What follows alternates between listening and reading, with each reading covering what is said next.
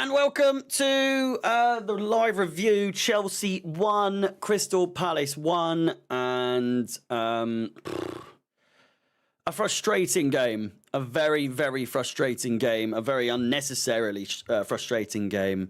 But, you know, a fair result, I think, in the end. It really was. Before we begin, please do like the video, subscribe, hit the bell notification to be notified of any future content on the channel.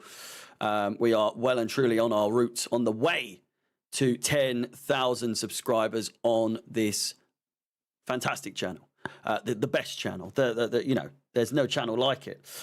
With that said, 1-1 goals from Jackson and Eze. It just seemed as though the one real thing we had to avoid in this game was allowing Eze to get any sort of shot off.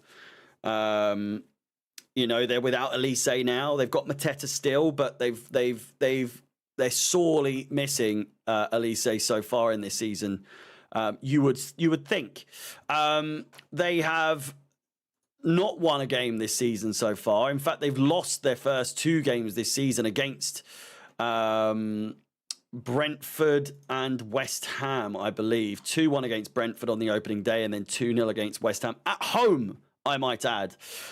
So, you know, they're not coming into this game with high hopes, with high expectations, especially when you consider the record that we have against Crystal Palace being 12 games, 13 games unbeaten, undrawn as well. Like, it's just straight wins against Crystal Palace for, I think, since about 2019 now. So it's not like us, it must be said, especially when you consider we've come into this game having just won a game 6-2 and not including the game against Servette where we would ultimately lose but go through on aggregate. Truth be told, looking at this game back again, I think you'll see many issues all stemming from that final third again. The final third is just such an issue for us. And more so than not, the 1v1s that Jackson finds himself in, it's so frustrating. It's so frustrating that he can't seem to put it in the back of the net. I just don't quite understand what more opportunity Jackson needs. Sure, he's got a goal on the score sheet. Sure, he's got something to, you know, tell John Obi Mikel to have some of that. But it's a tap-in at the end of the day. I know you're in the right place at the right time, but it's a tap-in, mate. It's nothing, you know, too crazy to get overly excited about. And all the same, it's expected when you're the striker to be in that position, the right place, right time, be able to poke it back into the back of the net. That said, you would think with the Osimhen news, with the extension of his contract, that Jackson would see that as inspiration, a bit of encouragement to put goals like that in the back of the net. Sadly, was not the case. But he's not the only person to blame here. I thought Cole Palmer was a little bit lackluster today. He wasn't quite himself. I thought João Felix was great off the bench, but some passes were needed. You know, as opposed to others, he was making some of the wrong passes.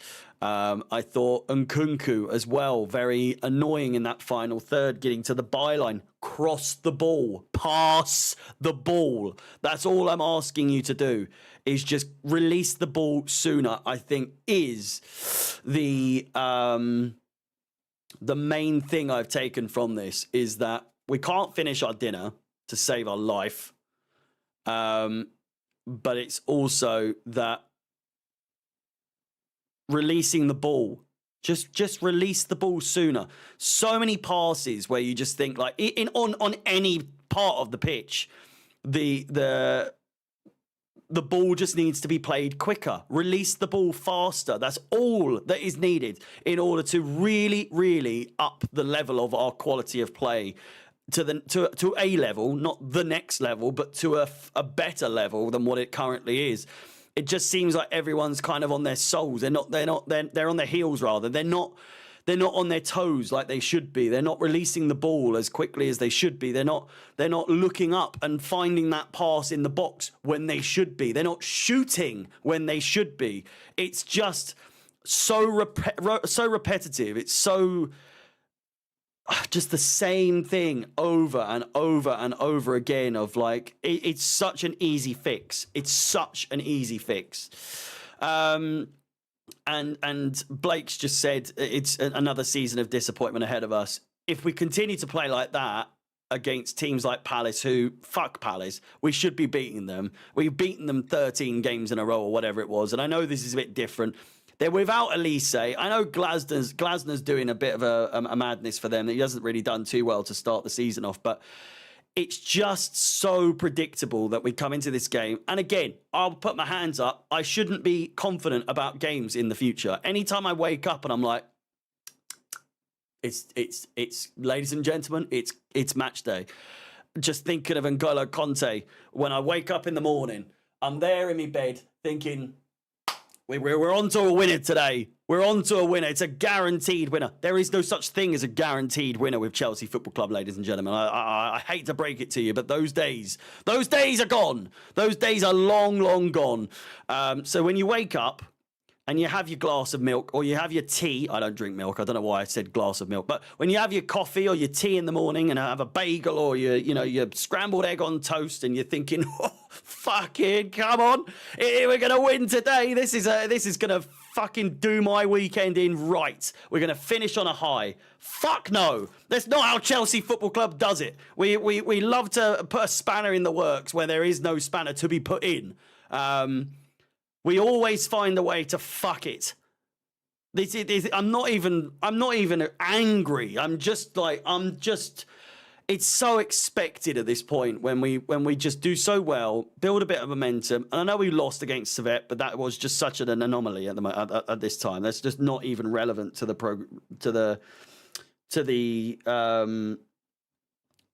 momentum. It's not a momentum shift. Losing to Servette was not a momentum shift. It's such a different team that was on display that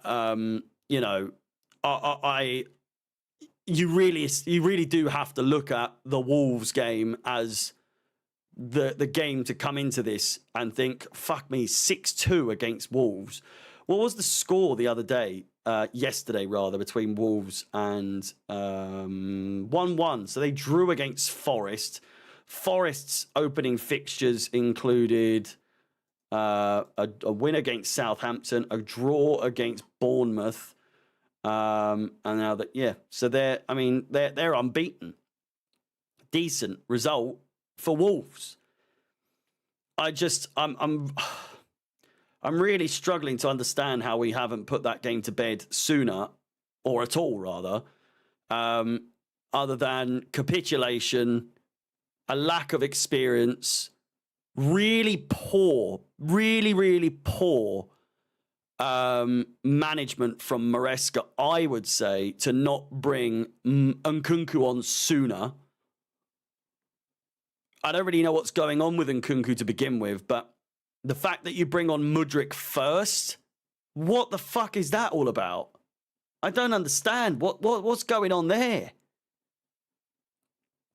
A good goal by Eze, but Sanchez potentially positioning is wank, says A2L. Yeah, but at the same time, if you leave the ball, in a position like that to an open player like Eze, in an open position, I mean, you're going to be made to pay. You're going to be made to pay, and made to pay we were. It's really disappointing. But at the same time, in hindsight, it was to be expected. Not a loss, though. And I hate to say that as if it's like, well, at least we didn't lose, because that just insinuates that the quality, the level, the expectations have dropped so significantly now that, we're getting used to it. we're getting used to playing like shit. We're getting used to being turned over by Crystal fucking Palace, who are probably relegation contenders this season, now that they don't have Elise. This is no disrespect to them, but we should be what's the word? Dismantling? Not dismantling. You know the word I'm trying to say. But we should be like just finishing them off, getting it done. 2-0 before half-time would have been so good for the momentum swing in that game. But as soon as we scored, it seemed like our heads dropped. Palace were up for it in the second half. And, we were just not ourselves, but we haven't been ourselves for years now. I would argue that 1-1 is very, very suffice. What's the word? It's a fair result. It's a fair result, but I'm not happy, and I think we should have done a lot better with what we had at our disposal.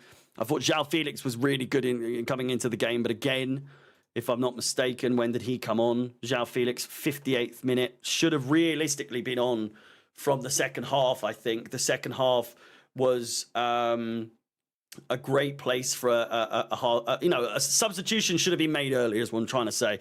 Felix opened the game up better. He was making some good passes, some bad passes, but I thought Neto coming off wasn't necessarily the right fix. Mudryk coming on for Gusto was just fucking outrageous. But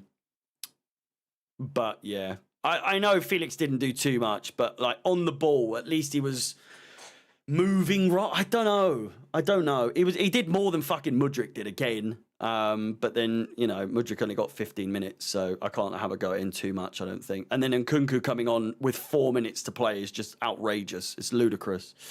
With that said, we move on. It's an international break. So, yeah. How long? How long's the break? Is it 2 weeks? We're back on the 14th, I believe. If I'm not mistaken, against Bournemouth. 8 o'clock, Saturday, 8 o'clock kickoff. What the fuck? That's so stupid. But we'll be back nonetheless. West Ham, Brighton, Ghent, Nottingham Forest, and then it's the really, really, really bad run of games of Liverpool, Newcastle, Manchester United, and Arsenal. So look forward to that. Again, with that said, please do like the video, subscribe, hit the bell notification to be notified of any future content on the channel. And I'll see you when I see you. I should be back. There's going to be videos every day as per usual. I might try and do a few live streams to talk about some news if there's anything popping off.